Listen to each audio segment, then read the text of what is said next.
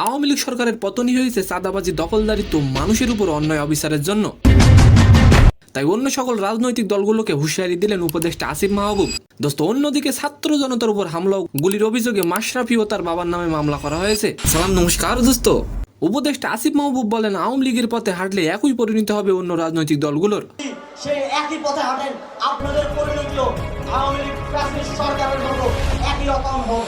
দোস্ত, মঙ্গলবার বিকেলে কুমিল্লা নগরের টাউন হল মাঠে মতবিনিময় সভা অনুষ্ঠিত হয়। উপদেষ্টা আসিফ মাহবুব বলেন, আওয়ামী লীগ সরকারের পতনই হয়েছে চাঁদাবাজি, দখলদারিত্ব, মানুষের উপর অন্যায় অত্যাচারের জন্য। এই মতবিনিময় সভায় আসিফ মাহবুব আরো বলেন, যদি অন্য কোনো রাজনৈতিক দলগুলো আওয়ামী লীগের মতো একই পথে হাঁটতে চায় তাহলে তাদের পরিণতি আওয়ামী লীগের মতোই হবে। তিনি বলেন, তরুণরা যেভাবে উজ্জীবিত হয়েছে তাদের মাধ্যমে ভবিষ্যতে ফ্যাসিবাদী শক্তির উত্থান ঠেকানো হবে।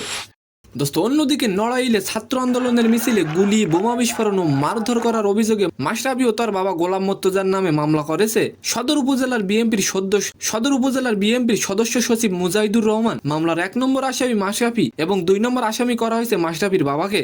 মামলার এজাহারে বলা হয়েছে, 4ই আগস্ট ছাত্র আন্দোলনে তাদের হুকুমে গুলি এবং বোমা মারা হয়, তাই তাদের নামে এই মামলা করা হয়েছে। তো সম্মানিত দর্শক, আজকের ভিডিওটি কেমন লাগলো অবশ্যই কমেন্ট বক্সে জানাবেন। আর ভিডিওটি যদি ভালো লাগে অবশ্যই একটি লাইক দিয়ে আমাদের চ্যানেলটিকে সাবস্ক্রাইব করে দিবেন। ধন্যবাদ।